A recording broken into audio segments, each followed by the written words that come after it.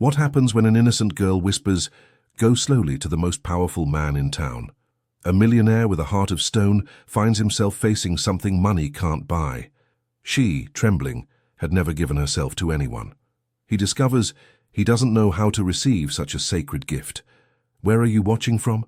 Subscribe to the channel and leave a like to discover how these 3 words transformed both their lives.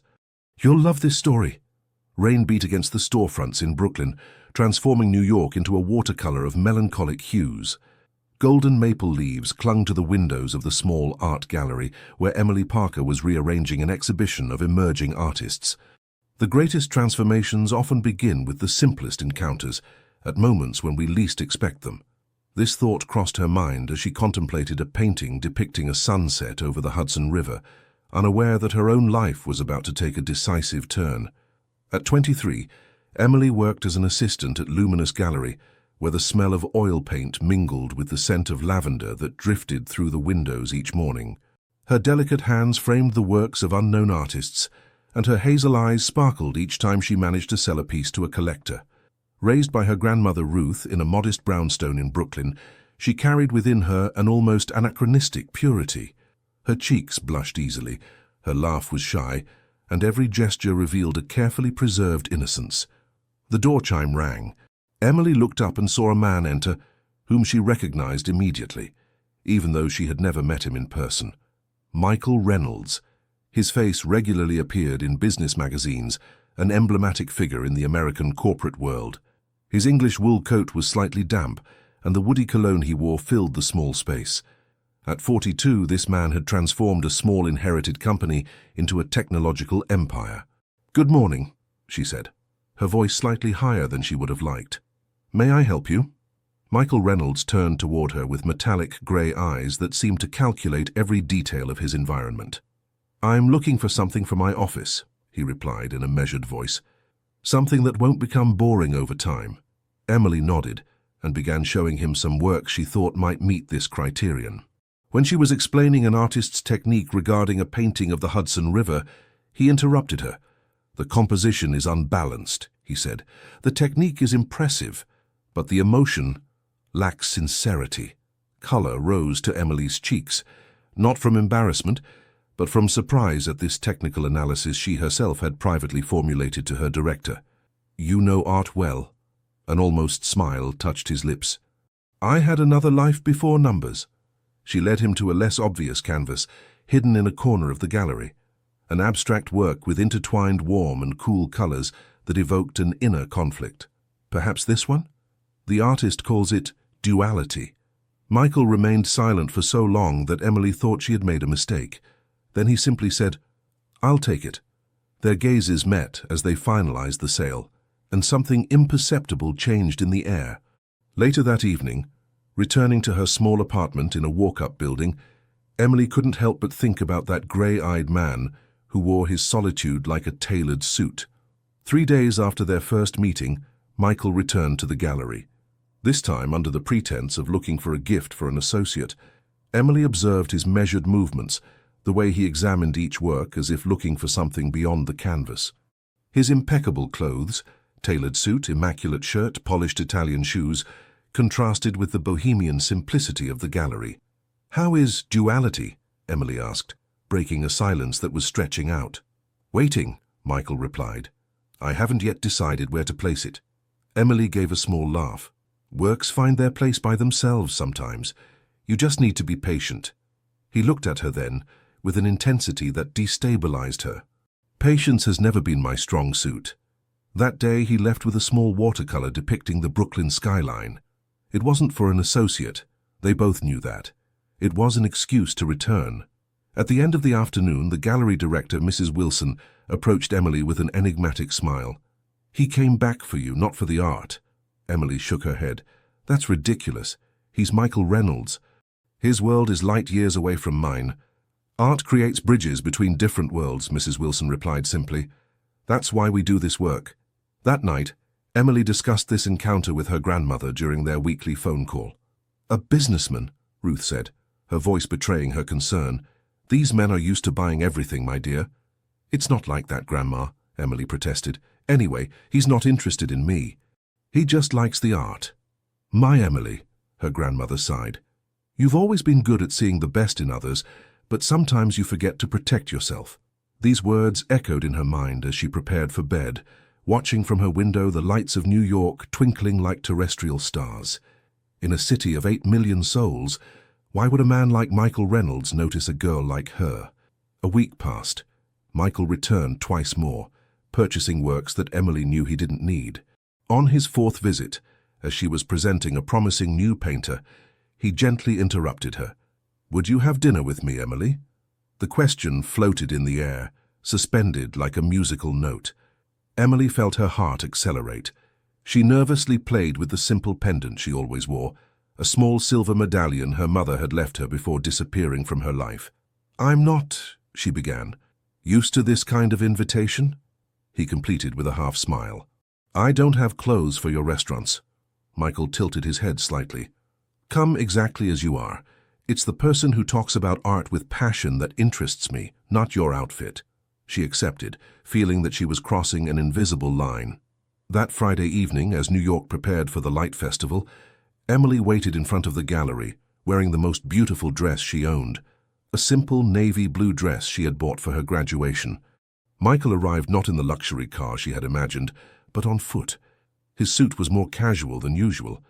I thought we might walk, he said. There's a small restaurant on Roosevelt Island that I appreciate for its authenticity.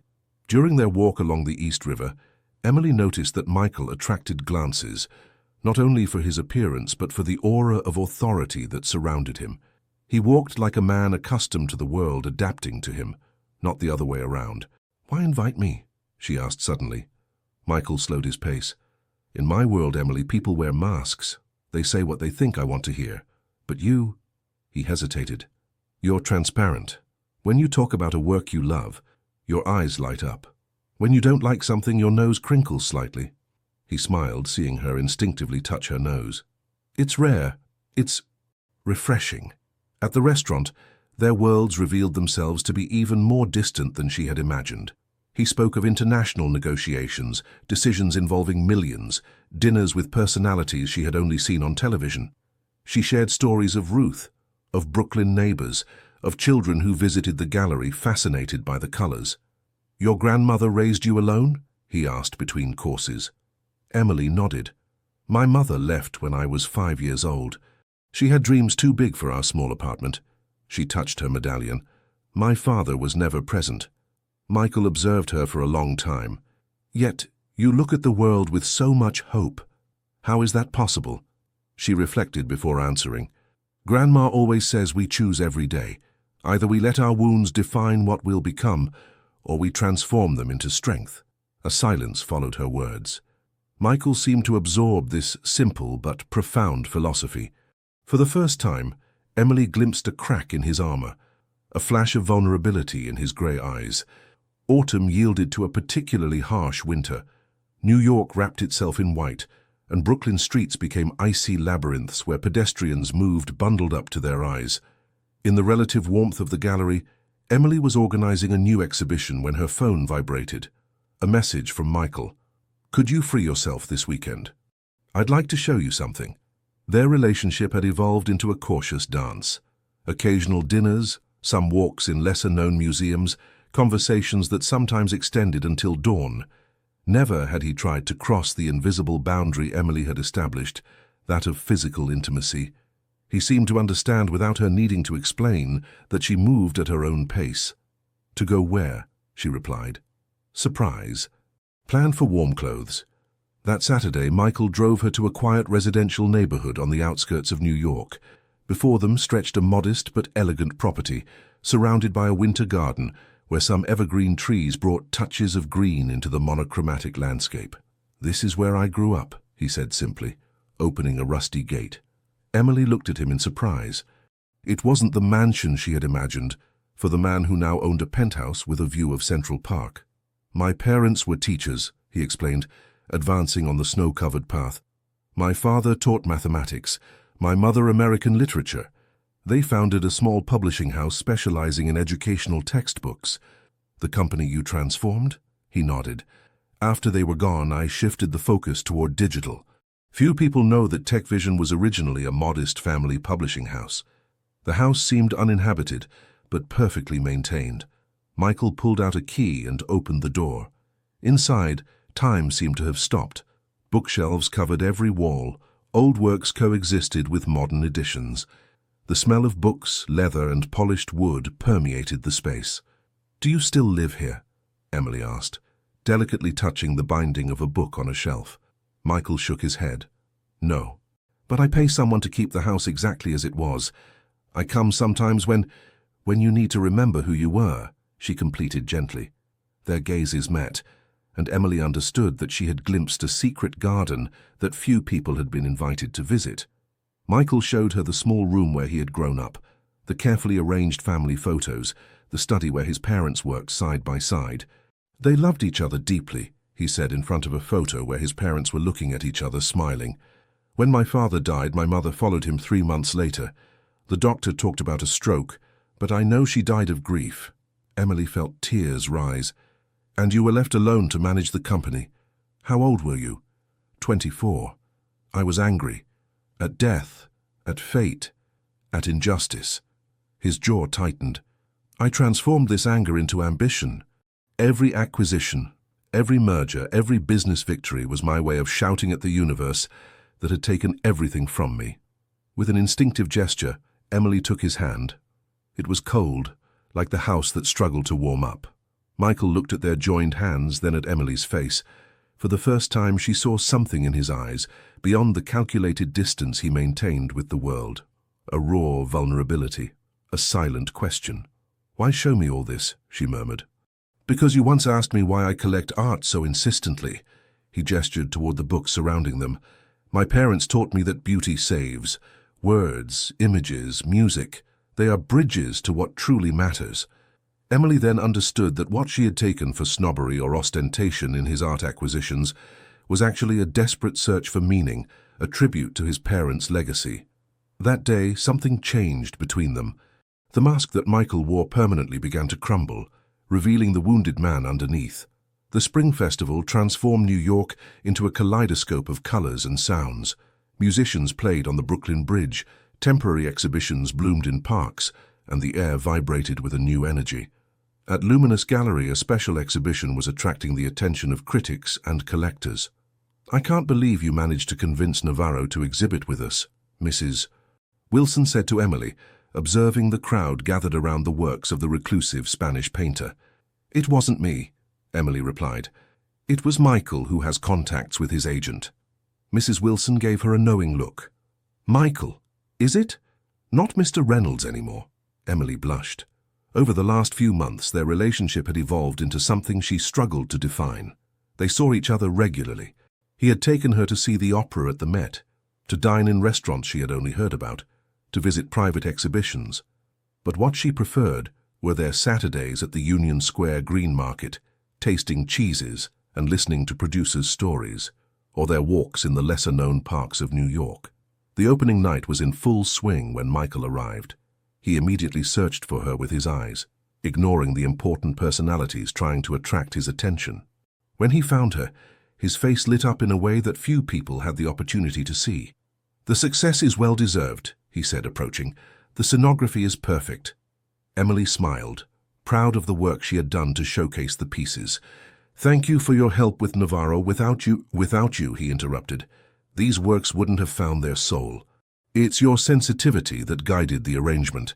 Their conversation was interrupted by the arrival of an elegant woman in her 40s. "Michael, what a surprise to see you at this type of event," she said, before switching to a condescending tone for Emily. "You must be the reason he's here. I'm Rebecca Thompson, an old friend." Michael tensed imperceptibly. "Emily is the gallery's assistant director. She orchestrated this exhibition." Rebecca examined Emily with undisguised interest. "Fascinating. Michael usually prefers more established connections, but I can see the appeal of fresh perspectives." Her condescending tone didn't escape Emily, but she maintained her professional smile. After a few exchanges, Rebecca moved away, leaving behind a heavy perfume and a palpable tension. "An old friend?" Emily asked, too lightly. Michael hesitated. "A past mistake." Later that night, as the gallery emptied, Michael invited Emily to walk along the Hudson. The city lights reflected in the water like liquid stars. "Rebecca is my ex-fiancée," he said abruptly.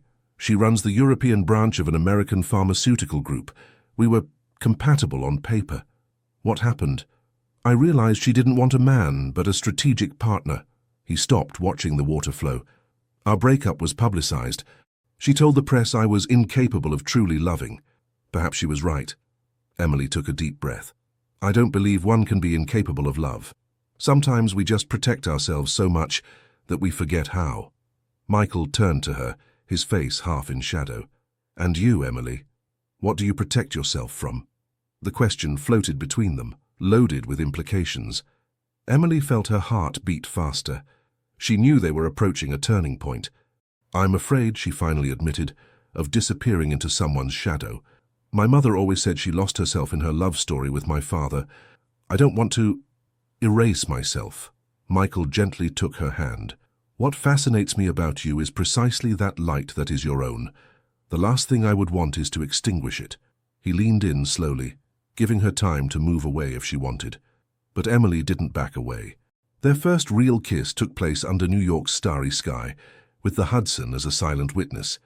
It wasn't a cinema kiss, no fireworks or imaginary violins, just the gentle, hesitant meeting of two people afraid of breaking each other. When they separated, Emily made a decision that would change the course of her life. "I'd like to know you, Michael. Not the CEO, not the businessman. You." The New York Times headlined, "Michael Reynolds, has the ice heart of American industry melted?" The article, signed by the formidable investigative journalist Caroline Durant, detailed with clinical precision Michael's previous relationships, his abrupt breakups, and included quotes from former employees describing him as brilliant but ruthless and emotionally inaccessible. Emily discovered the article upon arriving at the gallery. Mrs. Wilson handed it to her with a concerned look. "You should read this. All of New York is talking about it." As she read, Emily felt an unease growing. The man described in these pages seemed so different from the one she had come to know over the past few months. One phrase in particular resonated like a warning. "Women in Michael Reynolds' life are like temporary acquisitions, admired then relegated to oblivion when they have ceased to be novel." Her phone vibrated. A message from Michael. "I understand if you wish to distance yourself after this article. I'll come by the gallery this evening if you agree to see me." The day passed in a fog of worry. Well-intentioned friends called to advise caution. Even Ruth, who had eventually softened toward Michael after meeting him, expressed her concerns. "Powerful men have habits that are difficult to change, my dear," she said on the phone. "Be careful with your heart." When the gallery closed, Michael arrived, looking more tired than Emily had ever seen him. His features were drawn, and an unusually neglected shadow of beard darkened his face. "I haven't come to defend myself," he said immediately. "The article speaks truth on many points." Emily crossed her arms, trying to protect her painfully beating heart. "So what am I to you? A new acquisition that will end up forgotten?" The pain that crossed his gaze was so raw that it destabilized her. "No, Emily, you're the one who made me realize how empty I've been all these years." He ran a hand through his hair, a nervous gesture she had never seen him make. "I understand if you want to break things off. You deserve someone without so much weight in their past." Emily remained silent for a long time, evaluating her conflicting feelings. Then she said something that surprised her by its firmness. "I don't want someone perfect, Michael. I want someone real. And you're becoming the truest version of yourself every day. That's all that matters." That night they talked for hours in a small cafe near the Hudson. Michael told her stories he had never shared, how after his parents' death he had built an emotional fortress, how each relationship became an exercise in control to avoid being vulnerable again. "I've started therapy," he finally admitted, "not because I think something is wrong with me, but because I want to be able to offer you more than this broken version of myself." Emily was touched by this confession, by this effort he was making not for her, but for himself. "We're all broken in one way or another, Michael. What matters is that we pick up our pieces together." In the weeks that followed, New York continued to talk. Rumors circulated, theories were constructed, but in the midst of this media storm, something precious was slowly building. A mutual trust that defied the most pessimistic predictions. Spring was in full bloom when Michael invited Emily for a weekend at his cabin in the Catskill Mountains. She accepted after a long conversation with Ruth, who ended up saying with a resigned sigh, "Follow your heart, my dear, but keep your eyes open." The cabin turned out to be a traditional construction nestled in an isolated valley. The air smelled of pine and rosemary, and the silence was interrupted only by birdsong and the distant murmur of a stream. Far from the opulence she had imagined, the interior was rustically simple, wood, stone, and large windows opening onto majestic mountains. "It's the only place where I feel truly at peace," Michael explained as he showed her around. "No reliable network, no stable internet. Just the world as it was before we complicated it." The first evening, they dined on the stone terrace, by the light of candles that flickered in the cool mountain breeze. Michael had cooked himself, a talent he had never mentioned. "Where did you learn to cook like this?" Emily asked, savoring a risotto with wild mushrooms. "In Italy," he replied. "After my parents' death, I fled New York for 6 months. A family near Florence took me in. The grandmother, Nonna Rosa, taught me that cooking for someone is a form of love." The conversation drifted to deeper topics as the night progressed. Michael talked about his therapy, about the destructive patterns he was beginning to identify, how he used work and material success as substitutes for real emotional connections. "I realize now," he said, looking at the stars dotting the alpine sky, "that I've spent 20 years building an empire to prove something to people who are no longer here to see it." Emily listened, moved by this confession. "And now? Now, I want to build something different. Something not made of contracts and acquisitions, but of moments like this." He looked at her intensely. "If you want to be part of that construction." Later that night, when he kissed her, it was no longer with the restraint of previous months.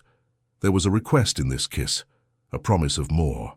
When they lay together on the bed that smelled of lavender, and his hands began to explore beyond what she knew, Emily whispered in a trembling voice, "Go slow." Michael immediately froze, seeking her gaze in the semi-darkness. What he saw there, a mixture of desire and apprehension, struck him like a revelation. "You've never—" Emily shook her head, her cheeks burning. "I've never met someone for whom—" It was worth it. This moment of shared vulnerability changed something in Michael, the realization that she was offering him something sacred, something she had never given to anyone, transformed him.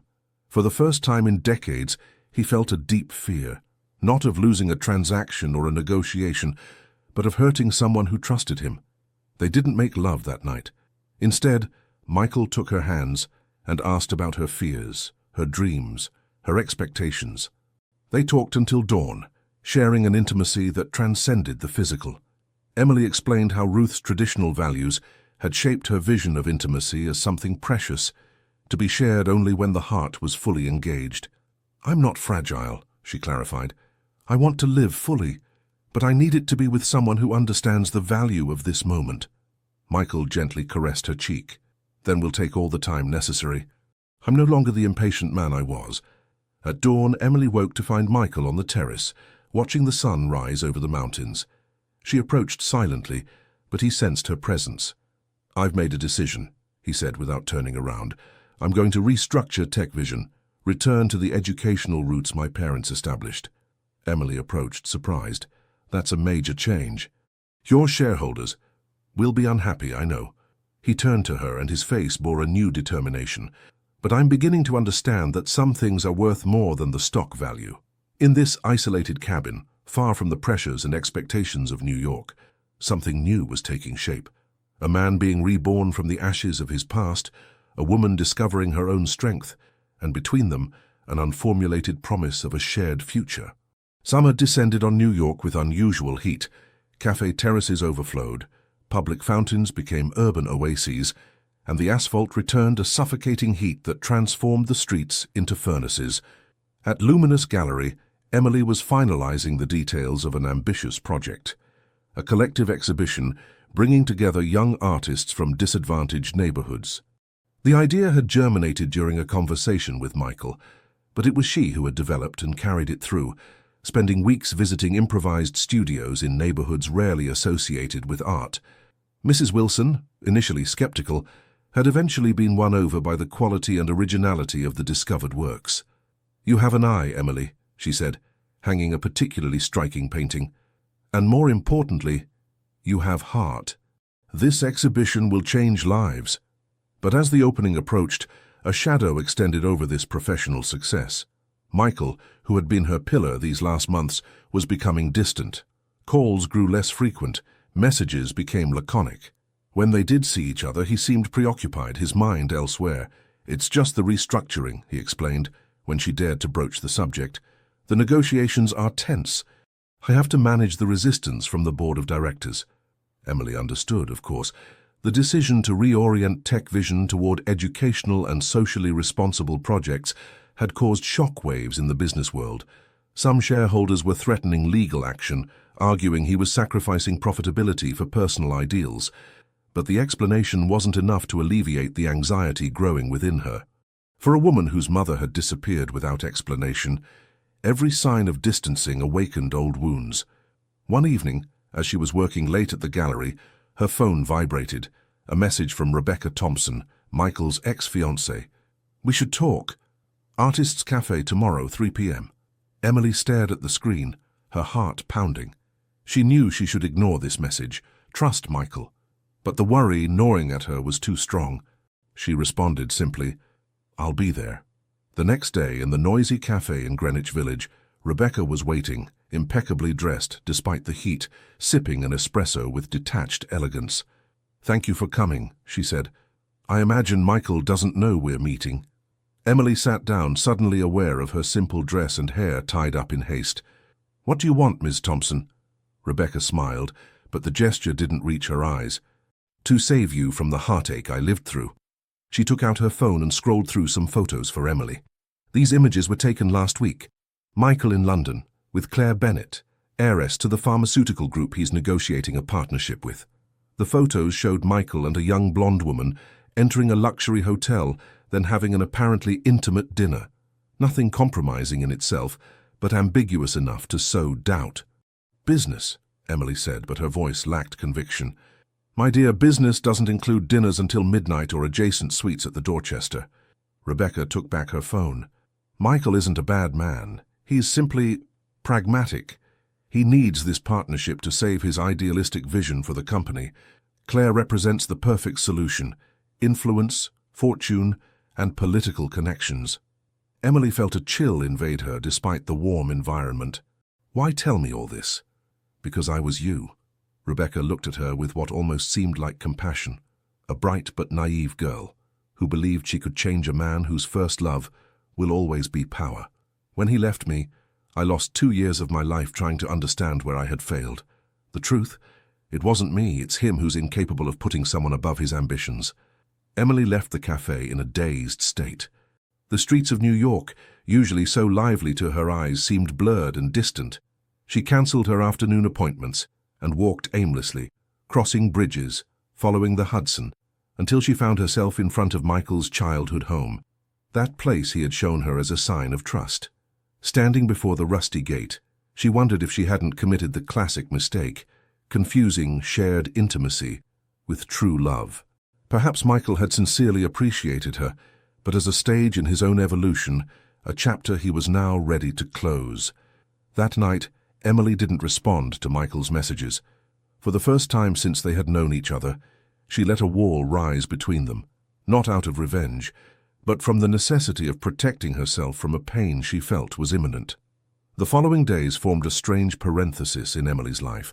Outwardly, she functioned with mechanical efficiency, finalizing the exhibition, responding to emails, smiling at gallery clients. But inwardly, an abyss had opened, sucking in all joy, all certainty. Michael had multiplied his contact attempts, messages, calls, even a bouquet of peonies, her favorite flowers, delivered to the gallery with a note simply asking, "What's wrong? Talk to me." But Emily postponed the confrontation, unable to formulate her fears without feeling ridiculous. How to explain that a series of ambiguous photos and the insinuations of a wounded ex-fiancé had been enough to shake her confidence? Wasn't this proof that she wasn't ready for a relationship with a man whose life was constantly under public scrutiny? The exhibition opened to tremendous success. Critics hailed the freshness of the discovered talents, and several young artists received proposals from important collectors. Emily should have been exultant. Instead, she stood in a corner of the crowded gallery, observing the guests with a strange detachment, as if watching a theatrical piece in which she wasn't really a participant. "You didn't invite me," said a voice behind her. Emily turned to find Michael, elegant in a dark suit, but with dark circles she had never seen before beneath his eyes. "I thought you were in London," she replied, trying to maintain a neutral tone. "I came back 3 days ago." "You would know if you had answered my messages." He observed her carefully. "What's happening, Emily? What have I done?" She looked around, the gallery full of people, the noise of conversations, the laughter. "This isn't the time. It's your moment," he insisted. "I came to support you, even if apparently you'd prefer I wasn't here." The emotion in his voice was palpable, and Emily felt her resolution waver. "Tomorrow," she finally said. "Come to my place tomorrow morning and we'll talk." That night, after the departure of the last guests, Emily remained alone in the silent gallery, contemplating the works of those young artists who had dared to express their truth despite obstacles. One in particular caught her attention, a canvas depicting a bridge half-collapsed above an abyss, with a solitary figure hesitating halfway. "This is how we all live," the young artist had explained during their first meeting. "Between the security of the past and the unknown of the future, uncertain of being able to cross, but knowing that going back is not an option."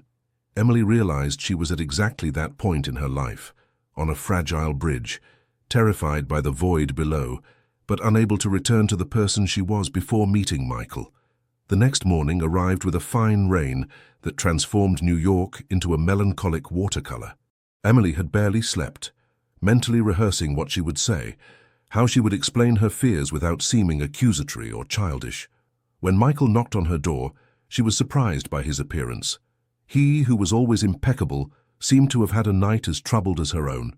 His hair was in disarray, his shirt wrinkled, and he held a thick envelope in his hand. "Come in," she said softly. Her small walk-up apartment, which he knew well by now, suddenly seemed too narrow to contain the tension between them. Michael remained standing, refusing the chair she offered. "Before you speak," he said, "I need to show you something." He opened the envelope and pulled out several documents. "Here's the project I was in London for. A partnership with the Bennett Foundation to create a digital education access program in disadvantaged neighborhoods across the U.S. Emily took the documents, confused. "The Bennett Foundation?" "Directed by Claire Bennett, with whom I was having dinner in London." He looked her straight in the eye. "I assume you saw the photos. Rebecca showed them to you, didn't she?" Guilt colored Emily's cheeks. "How did you know?" "Because she called me yesterday to brag about it." His jaw tightened. One last sabotage attempt, apparently. Emily felt her heart constrict. "I should have talked to you directly. I'm sorry." "What hurts me," said Michael with a vulnerability he no longer hid, "is that you could believe even for a moment that I would betray you like that, after all we've shared." He moved closer to her. "I understand fear, Emily. I live with it every day. The fear of not being good enough for you. The fear that one day you'll realize the age difference is too great, that my world is too complicated." These words, this admission of his own insecurities, touched Emily deeply. She had imagined Michael as unshakable in his confidence, never brushed by the doubts that tormented her. "I was afraid," she admitted, tears rising. "Not just because of the photos, but because these last few weeks you seemed elsewhere. And all my life the people I love end up leaving." Michael bridged the distance between them and took her hands in his. "I'm not leaving, Emily. I was just trying to build something worthy of you, of the person I'm becoming thanks to you." That morning, in the gray light filtering through the windows, they reconnected, not through grand promises or passionate declarations, but through a mutual acceptance of their vulnerability, their imperfect humanity. Autumn returned to New York, completing the cycle begun a year earlier. Luminous Gallery was preparing an ambitious retrospective, and Emily had been promoted to assistant director following the success of the summer exhibition. Her relationship with Michael had found a new balance after the crisis, perhaps deeper, because it had been tested by doubt and strengthened by truth. But the challenges weren't over. The restructuring project at TechVision was meeting fierce resistance, and Michael spent long hours in tense negotiations with unhappy investors. One evening he arrived at Emily's apartment visibly exhausted, his features drawn from weeks of corporate battle. "The board of directors is threatening to remove me," he announced, collapsing onto the couch. "They say my recent decisions demonstrate an emotional instability incompatible with the company's interests." Emily sat beside him, alarmed. "Can they really do that? It's your company. I hold 45% of the shares, not enough to be untouchable." He closed his eyes, suddenly vulnerable. "Everything I've built, they want to reduce it to profitability graphs." That night, Emily held him in her arms as he slept a troubled sleep. She realized how much their roles had reversed. He, once unshakable, now sought refuge in her strength. This evolution both frightened and amazed her. The following morning, Michael received a call that changed everything. A journalist from the Wall Street Journal informed him that an article was about to be published, revealing details about his therapy and quoting anonymous sources within TechVision, describing him as emotionally unstable and distracted by an inappropriate romantic relationship. "They want to destroy me publicly," he said after hanging up, a cold rage in his eyes, "and they're using you as proof of my incompetence." Emily felt a chill run through her. "What are you going to do?" Michael remained silent for a long time, then his face changed, regaining that calculating hardness she hadn't seen in months. "What I've always done. Win." In the days that followed, Emily observed with a mixture of fascination and concern how Michael mobilized his resources to counter the attack. He engaged formidable lawyers, organized strategic meetings with potential allies, made calls at all hours of the day and night. The tender and vulnerable man she had held in her arms seemed to have disappeared, replaced by the ruthless strategist she had first known. A week later, during an artistic event where Emily was representing the gallery, she overheard a conversation between two entrepreneurs. "Reynolds is negotiating a massive buyback of shares," one was saying. "He's appealed to foreign investors to consolidate his control. Brutal but brilliant." "And what about the educational reorientation he was talking about?" asked the other, apparently put on hold. "The markets are reacting positively. The stock has risen by 12% today." Emily felt her heart tighten. This strategy contradicted everything Michael had talked to her about. His vision for the company, the legacy he wanted to honor. Was he abandoning his principles to maintain power? When she confronted him later, Michael was evasive. "It's temporary, Emily. A tactical maneuver. I must first secure my position. By sacrificing everything that mattered to you, education, access to knowledge, your parents' legacy." "You don't understand the business world," he replied with a condescension that deeply hurt her. "Sometimes strategic compromises must be made." "It's not a compromise," she replied, her voice trembling. "It's a surrender." For the first time they parted angry, each convinced the other didn't understand. Emily spent a sleepless night, haunted by a terrifying question. What if Rebecca had been right? What if Michael was fundamentally incapable of placing anything, even his own ideals, above his need for power and control? The next morning, she went to Michael's childhood home. She hadn't warned him, but felt she needed to see that place once more to understand. The garden was neglected. Dead leaves accumulated on the path. To her great surprise, the door wasn't locked. Inside, she found Michael sitting in his parents' study, surrounded by old books and yellowed photographs. He looked up, surprised but not shocked to see her. "How did you know I'd be here?" he asked softly. "I didn't," she admitted. "I came looking for answers, I suppose." He indicated a chair near him. On the desk were spread old-school textbooks, the first publications from his parents' publishing house. "I spent the night rereading them," he said. "Every preface, every introduction. My parents always wrote about the importance of education as a tool for emancipation." He closed a book with delicacy. "I was about to betray all of that." Emily sat down, touched by this rediscovered vulnerability. "What changed?"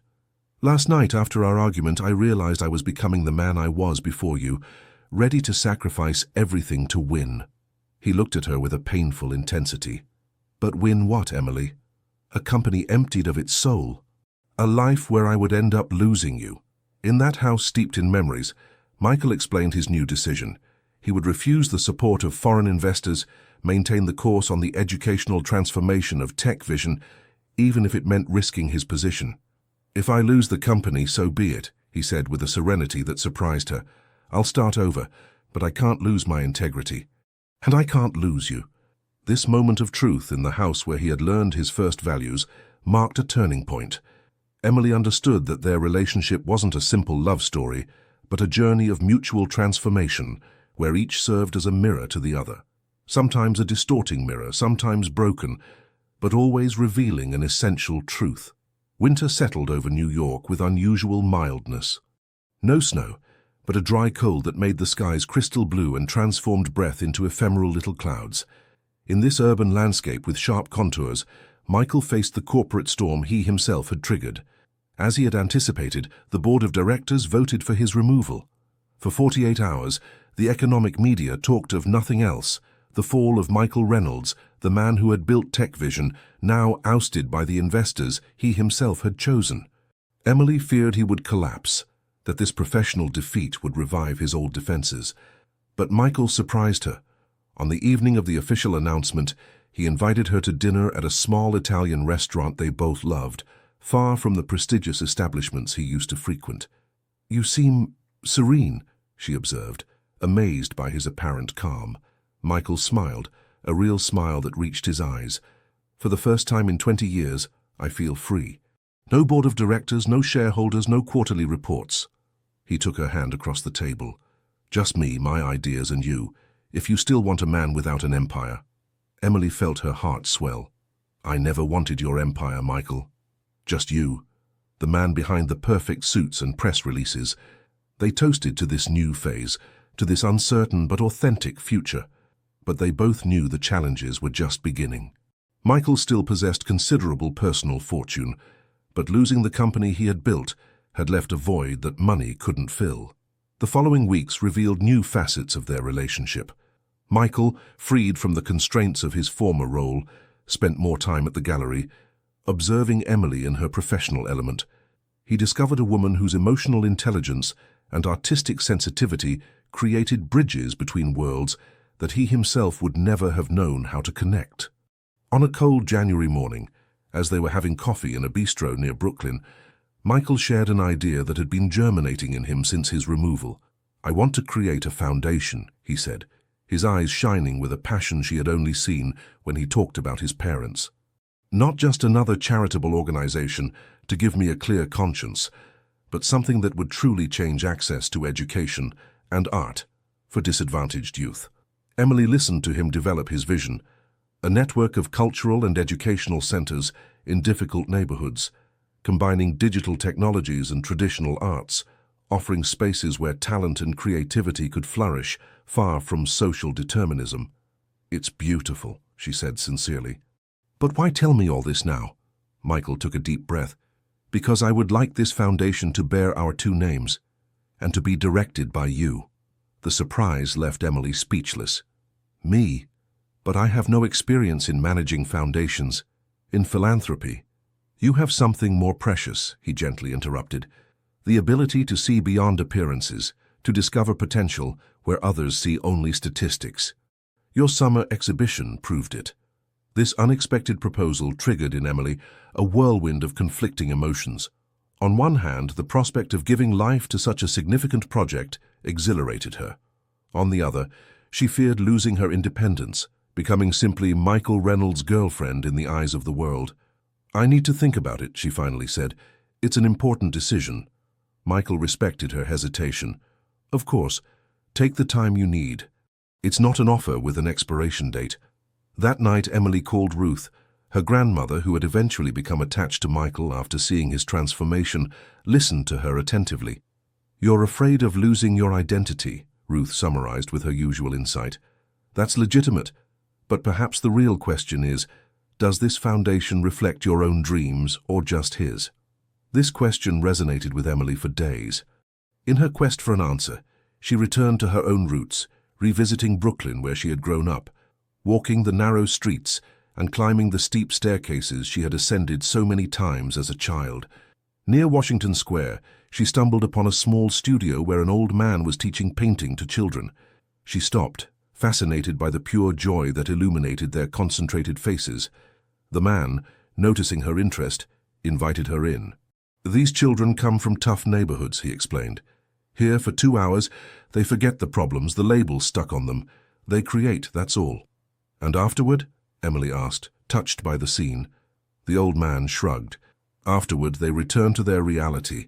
Some have talent, but without support, without structure. He left his sentence hanging, the regret evident in his voice. Leaving the studio, Emily had a revelation. It wasn't just Michael's dream. It was also hers. From her modest childhood in Brooklyn, she had always believed in this transformative power of art and education. Her career at the gallery was only one facet of this conviction. The next day, she met Michael in his new workspace, an industrial loft in Soho, far from the luxurious offices of Tech Vision. "I accept," she announced without preamble. "But on my terms." Michael looked up from his computer, surprised and intrigued. "I'm listening. The foundation will be independent of your name and mine. It will have its own identity. I'll continue my work at the gallery during the startup phase, and most importantly," she took a deep breath, "our personal lives will remain separate from this professional project." A slow smile lit up Michael's face. Perfectly reasonable conditions. "I accept." Thus was born in the clear light of a New York winter, a project that would not only transform anonymous lives, but also seal the alliance of two people who had learned that true love doesn't erase identities, but strengthens them. Spring brought a new effervescence into the lives of Emily and Michael. The New Horizons Foundation was taking shape, with a passionate team and enthusiastic partners.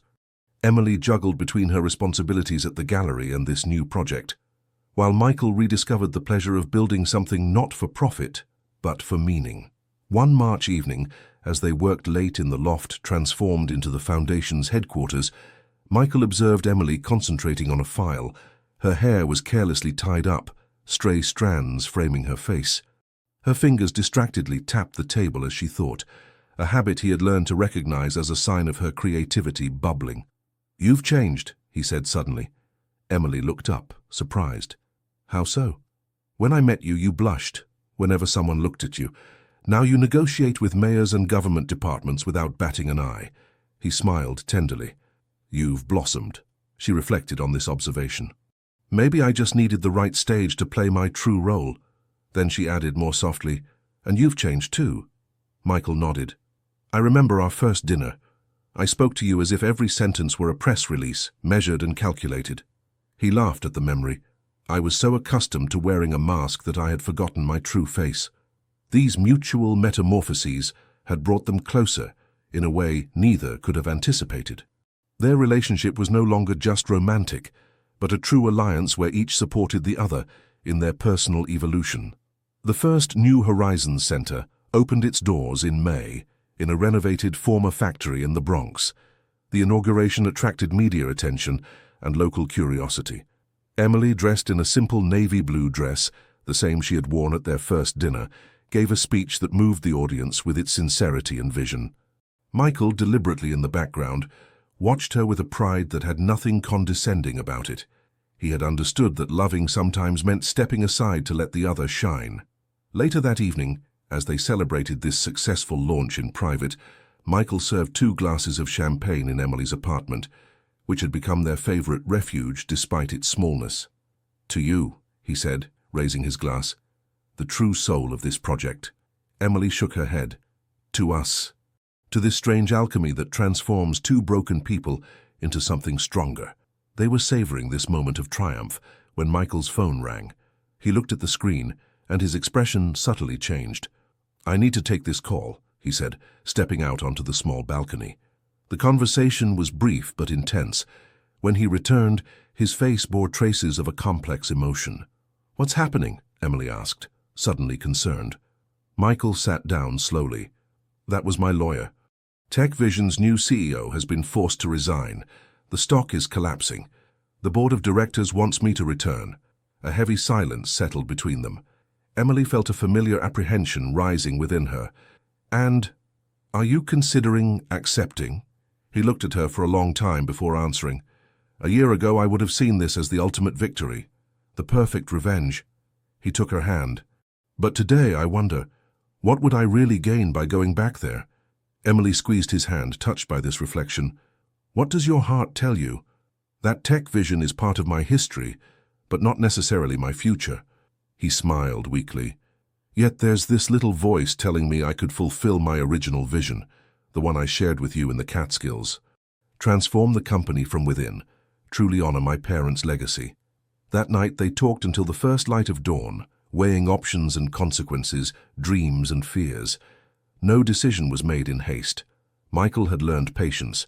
Emily, confidence in her own strength. Finally, a compromise emerged. Michael would temporarily resume leadership of TechVision, with a clear mandate from the board to revive the company, but also a defined timeline to train his successor. In parallel, he would remain involved with the foundation, but leaving Emily complete autonomy for its day-to-day management. It won't be easy, he admitted. 2 worlds to reconcile, 2 visions to maintain. Nothing worth having is easy, Emily replied. But this time you're not facing these challenges alone. In the weeks that followed, New York buzzed with rumors about the return of the king to the business world. But those who truly knew Michael Reynolds knew he was returning transformed, no longer as the cold and calculating man of old, but as someone who had learned that true success is measured not in revenue figures, but in lives touched and in fidelity to one's values. As for Emily, she discovered that loving someone fully didn't mean abandoning her own ambitions, but finding how to weave them into a richer, more complex tapestry than she could have woven alone. Autumn returned, completing a full cycle since their first meeting at the gallery. 2 years had passed, rich in transformations and challenges. The New Horizons Foundation now had 3 active centers and international recognition. TechVision, under Michael's renewed leadership, had regained stability and visibility, while developing an educational branch that reconnected with the company's roots. Emily and Michael had found their rhythm, respecting their distinct professional spaces, while building an increasingly deep personal relationship. They now divided their time between the small walk-up apartment Emily loved so much and a new, larger space near Central Park, a compromise that symbolized their balance between simplicity and comfort. One evening, Michael invited Emily to dinner in a place that surprised them both, Luminous Gallery, after closing hours. Mrs. Wilson, complicit in this project, had left the keys and an affectionate note. A table had been set up in the center of the space, surrounded by works Michael had specially selected, the first he had purchased at the gallery. Pieces by artists discovered by Emily, creations by children from the New Horizons centers. Emily searched for words, moved by this attention. It's like traveling through our story. Michael smiled, visibly nervous, a rare emotion in him. I realized recently that we've never really celebrated our anniversaries, not our first meeting nor our first kiss. We were too busy living, she replied with a tender smile. Exactly, and perhaps that's the best way to love, living fully, without stopping to count the days. He invited her to sit. But some moments deserved to be marked. The dinner, prepared by a chef they both appreciated, was punctuated by conversations about their projects, their memories, their hopes. Emily noticed that Michael seemed particularly reflective, sometimes distant, as if absorbed by thoughts he didn't yet dare to share. After dessert, he invited her to stand and led her to a veiled canvas she hadn't noticed in a corner of the gallery. I have a confession to make, he said softly. I'm painting again. This revelation took her by surprise. You paint? Since when? For a few months now. It was my first passion, before numbers and strategies took over. He hesitated. I wanted to show you something I created for you. He removed the veil, revealing a medium-sized canvas. It wasn't a conventional portrait, but an abstract composition dominated by deep blues and luminous golds. In the center, 2 silhouettes seemed to dance, neither completely separated nor completely merged, in a perfect balance that evoked their relationship. It's us, Emily murmured, touched beyond words. It's beautiful, Michael. I called this canvas equinox, he said. That perfect moment of balance between light and darkness. Then, in a gesture that surprised her, he knelt before her. Emily Parker, you've transformed my life in a way I never thought possible. You've taught me that true strength lies in vulnerability, that true power lies in the ability to love. He pulled a box from his pocket, but didn't open it immediately. This isn't a marriage proposal. Not yet. It's a promise. He opened the box, revealing not a ring, but a silver medallion surprisingly similar to the one Emily always wore, the one her mother had left her. "How did you—" she began, astonished. "I found your mother," he said simply. "She lives in California now. She has another family, another life. But when I told her about you, about the extraordinary woman you've become, she gave me this, the twin of the medallion she had left you. She said you would understand." Silent tears ran down Emily's cheeks. It wasn't the conventional marriage proposal she might have imagined, but something much deeper. Michael had sought to heal one of her oldest wounds, to complete an unfinished chapter of her story. "My promise is this," he continued, his voice slightly trembling. "I will always seek to understand you, even when your silences seem impenetrable. I will always respect your need for space and independence. And I will always love you, not despite your wounds, but with them, because they are part of who you are." Emily knelt down as well, their faces at the same level, their gazes connected in a perfect intimacy.